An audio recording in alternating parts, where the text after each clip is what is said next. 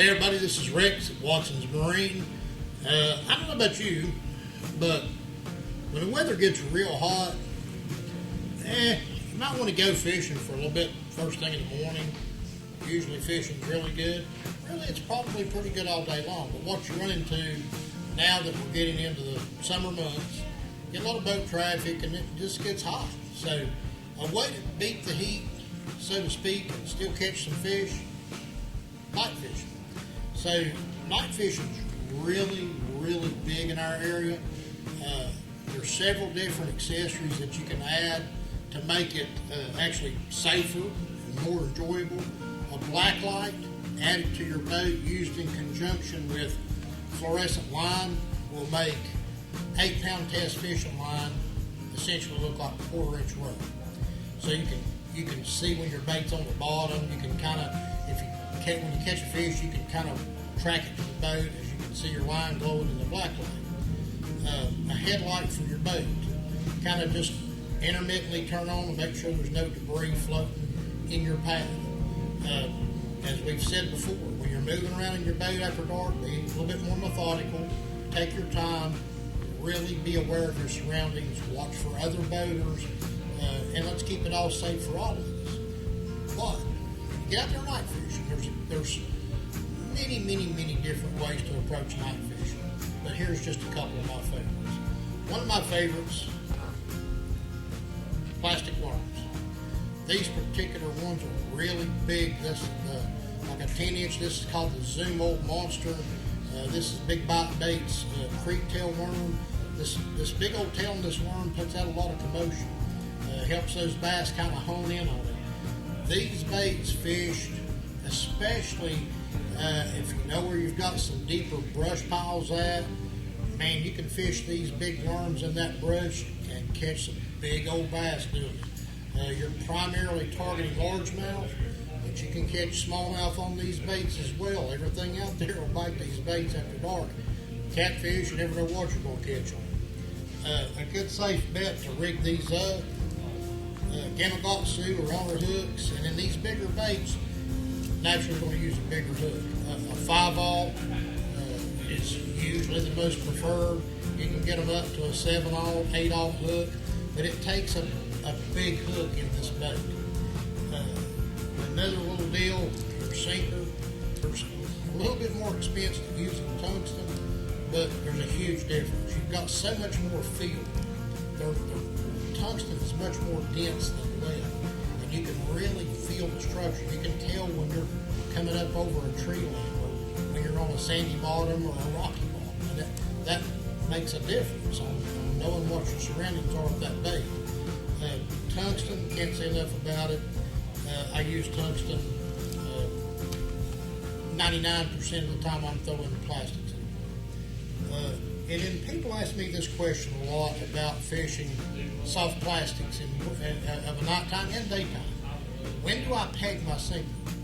So in pegging a sinker, if I'm going to fish brush, that's when I want my sinker pegged. If not, there may be an instance to where you're pulling this bait up on a limb and you shake it, kind of pull it over the limb, and you think your bait came over, but actually it was just your sinker. So your sinker goes sliding back down through the brush, but your worm's still up here on top of it. So I like to peg my sinker. About the easiest way to do it,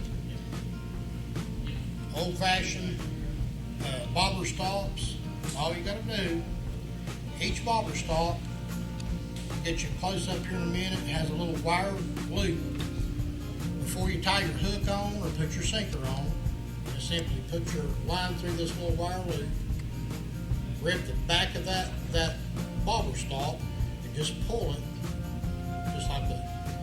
It'll pop through, bobber stop will be on your line. You can slide it up your line, put your sinker on, then tie your hook on. After it's all tied on, just get your bobber stop and slide it back down to where it's touching against your sinker, and that'll peg your sinker to your hook, and it won't damage your line. It won't cause your line to fray. But that's just a quick, easy way to peg that sinker. And like I said, anytime I'm fishing brush, I definitely want that sinker pegged. There's no way we can't make a video long enough for me to describe how many combinations there are of jigs to throw, especially after dark, in East Tennessee, Southwest Virginia for the smallmouth and largemouth bass. But the little smaller finesse type jigs, this particular one literally weighs 1/8 of an ounce, and it's just a much more finesse type bait. What you want to do, Zoom makes this particular chunk. It's called a tiny chunk. We'll get you a better look at that here in a minute. But you're just going to slide your hook right through the end of that chunk, and then right there is the end result. So when you're dragging this bait on the bottom, it's kind of emulating a crawfish. And just as you drag it across the bottom, you get a little bit of movement out of the tails of this chunk. There's no way of describing how many fish have been caught on this little bait over the years in our area. The root beer jig, some people like a green pumpkin tiny chunk, root beer. There's several different colors that will work, but this is absolute nighttime East Tennessee fish catching machine. You might catch little ones, you might catch great big ones, but they fight this little outfit right here. Got jigs. You'll fish them generally in the summer. You'll fish them anywhere from 1/8 ounce all the way up. I've seen them up to a 3/4 ounce. But different sizes, different profiles. This particular jig weighs, I believe, 3/8 of an ounce, and you'll notice the difference in the size of that chunk. So you're putting a bigger profile bait out there at those fish. Some knots are going to want this bigger profile. Some knots it's going to take a smaller, more finesse approach. But I'll assure you, both of these jigs of a nighttime fish catching dudes. And then finally, my favorite thing to do fishing wise on our area lakes after dark, spinnerbait. Spinnerbait, nighttime spinnerbait, this single Colorado blade.